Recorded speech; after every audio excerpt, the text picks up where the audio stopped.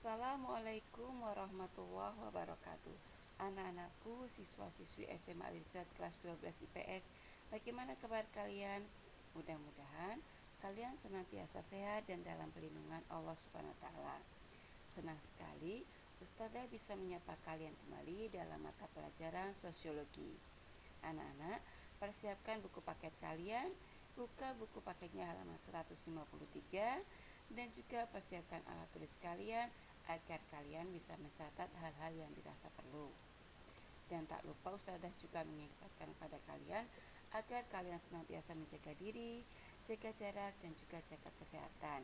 Dan jangan lupa pergunakanlah masker jika kalian pergi keluar rumah.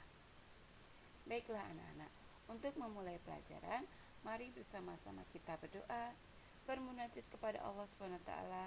Mudah-mudahan KBM kita diberikan kemudahan dan diberikan kelancaran, dan mudah-mudahan pandemi ini bisa segera berlalu sehingga kita bisa melaksanakan KBM tatap muka sebagaimana biasanya. Berdoa dipersilahkan. Bismillahirrahmanirrahim. Mudah-mudahan dengan bacaan basmalah tadi kita senantiasa diberikan kemudahan dan diberikan kelancaran. Amin.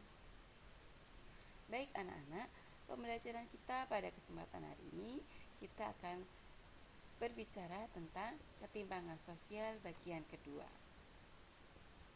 Coba perhatikan gambar ini. Apakah kalian masih ingat dengan gambar ini anak-anak? Ya, ini adalah salah satu contoh ketimpangan sosial di wilayah negeri ini. Di pusat kota, sarana prasarananya sudah sangat lengkap. Sementara di salah satu atau beberapa sudut pedesaan kondisinya masih seperti ini. Sungguh sangat memprihatinkan. Bagaimana menurut pendapat kalian?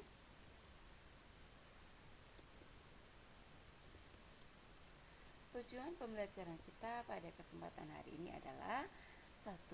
Peserta didik diharapkan mampu mengidentifikasi dampak ketimpangan sosial secara tepat. Kedua, peserta didik diharapkan mampu memahami ketimpangan sosial dan mengupayakan sikap kritis dalam kehidupan sehari-hari secara tepat. Ini adalah materi-materi yang kita pelajari. Materi A dan B sudah kita pelajari pada pertemuan sebelumnya. Sedangkan kita yang akan pelajari pada kesempatan hari ini adalah materi C dan materi D. Baiklah, kita menuju yang materi dampak ketimpangan sosial dalam masyarakat.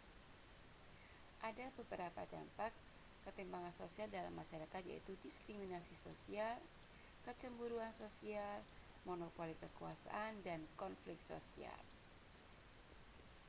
Yang pertama adalah diskriminasi sosial.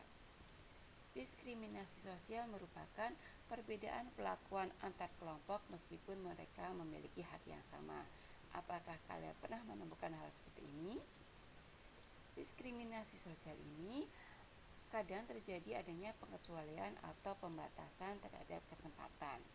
Jadi, ada pengutamaan atau kecenderungan terhadap pihak-pihak tertentu, sehingga satu pihak merasa dirugikan dan satu pihak merasa diuntungkan. Itulah yang menyebabkan terjadinya ketimpangan sosial.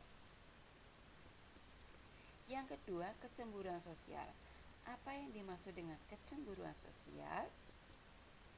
Kecemburuan sosial merupakan kondisi munculnya perasaan tidak suka dari salah satu kelompok atau kelas karena adanya perbedaan-perbedaan dalam kehidupan masyarakat.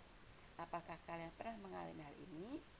Tentu kadang kalian mengalami meskipun tanpa kalian sadari ya. Yang ketiga, monopoli kekuasaan. Masyarakat yang mengalami ketimpangan sosial sering menjadi objek penguasaan kelompok lain. Penguasaan oleh kelompok lain inilah yang disebut dengan monopoli. Sebagai contoh, penguasaan pemilik modal terhadap kelompok buruh. Indonesia pernah mengalami masa kekuasaan monopoli ini pada masa pemerintahan VOC atau Kongsi Dagang dari Hindia Belanda. Yang keempat adalah konflik sosial. Ketimpangan sosial mengandung benih penyebab konflik. Suatu konflik dicirikan sebagaimana berikut. Yang pertama, terdapat dua pihak atau lebih yang terlibat konflik. Yang kedua, Kedua, adanya tujuan tertentu yang dijadikan sasaran konflik. Ketiga, terdapat perbedaan pikiran, perasaan, dan tindakan. Serta keempat, terdapat situasi yang mendukung terjadinya konflik. Jadi, tidak mungkin konflik itu hanya terjadi pada salah satu pihak saja. Kalau hanya satu pihak saja yang konflik, berarti itu adalah konflik batin atau konflik pribadi ya. Berbagai sikap kritis dalam menghadapi ketimpangan sosial.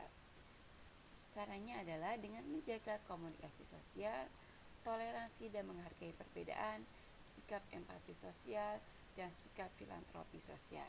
Kita pelajari satu persatu. Yang pertama adalah menjaga komunikasi sosial.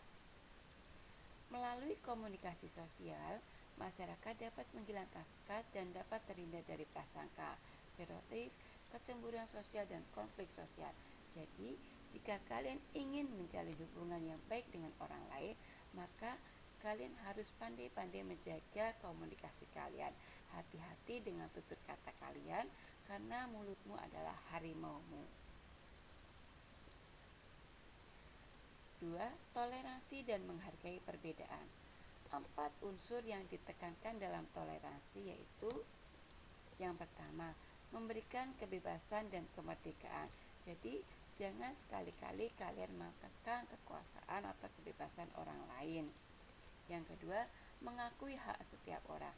Setiap orang ini berhak untuk diakui hak-haknya, apakah itu hak untuk melakukan pendidikan atau hak untuk berpolitik maupun hak-hak yang lainnya. Yang ketiga, menghormati keyakinan orang lain.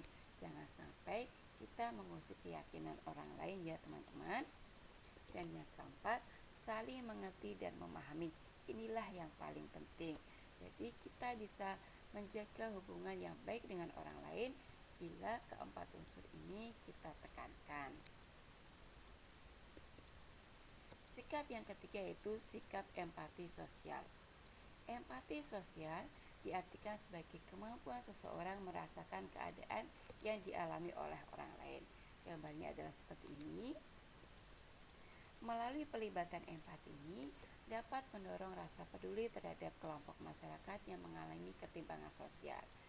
Ini ada satu contoh anak kecil terjatuh yang merasakan kesakitan dan temannya melihat, dia ikut merasakan apa yang dirasakan oleh temannya tersebut.